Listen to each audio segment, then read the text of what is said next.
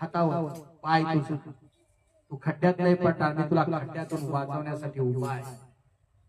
येशू मसीह की, येशू मसीह की. आणि शेवट वचन वाचूया यशाचं पुस्तक याचा 58वा अध्याय.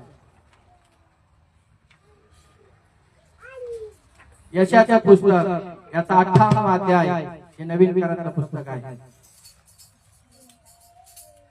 Praise the Lord. जुन्या करारात आहे.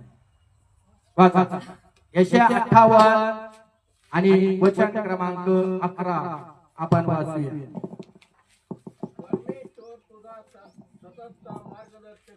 परमेश्वर तुझा सततचा मार्गदर्शक होईल. जर तू देवाचं अनुसरण करत असशील तर देव तुझा सततचा मार्गदर्शक होईल. तो आवर्षण समयी तुझ्या जीवास तृप्त करील. तो तुझ्या जीवास तृप्त करील. तुझ्या जीवास तृप्त करील. तुझ्या हाडास मजबूत करील. तुझ्या हाडास तो मजबूत करील. तू भरपूर पाणी दिलेल्या मळ्याप्रमाणे होशील. तू भरपूर पाणी दिलेल्या मळ्याप्रमाणे होशील. म्हणा सगळ्यांनी आमेन. म्हणा जोराने आमेन. म्हणा सगळेजण आमेन. तुम्हाला आणि मला या ठिकाणी परमेश्वराला काय करायचं आहे?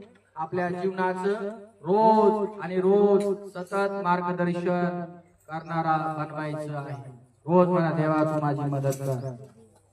आमेन. आणि जे लोक विश्वासू जीवन जगत आहे त्यांचं जीवन रोज ताजतवानं करणं त्याच्या हातामध्ये आहे. जसं शेताला पाण्याची गरज आहे तेव्हा शेत हिरवगार आहे.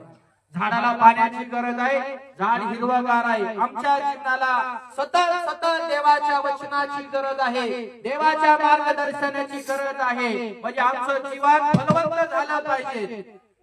आमेन. आमचं जीवन दिवसांदिवस नवीन झालं पाहिजे, नवीन झालं पाहिजे. चमक आली पाहिजे चेहऱ्यावर, रोनक आली पाहिजे चेहऱ्यावर. तुम्ही आणि सदैव हसत राहिले पाहिजे. सदैव आनंदी तुमचा आणि माझा आत्मा राहिला पाहिजे. सदैव तुमच्या घरात यश राहिले पाहिजे, बरकत राहिले पाहिजे. कामा धंद्याला जे काही तुम्ही करतात तुमच्या घरात, कुटुंबात, परिवारात भरून पुरून उरलं पाहिजे. कशाची या 2026 मध्ये तुम्हाला आणि मला कमी पडणार नाही. मला सगळेजण आमेन. कारण त्याने तुम्हाला आणि मला आश्वासन दिलेलं आहे, तो तुमचा सांभाळ करील. शेताचं उदाहरण समोर आणायचं. तो तुम्हाला आणि मला म्हणतो तो तुमचा काय करील?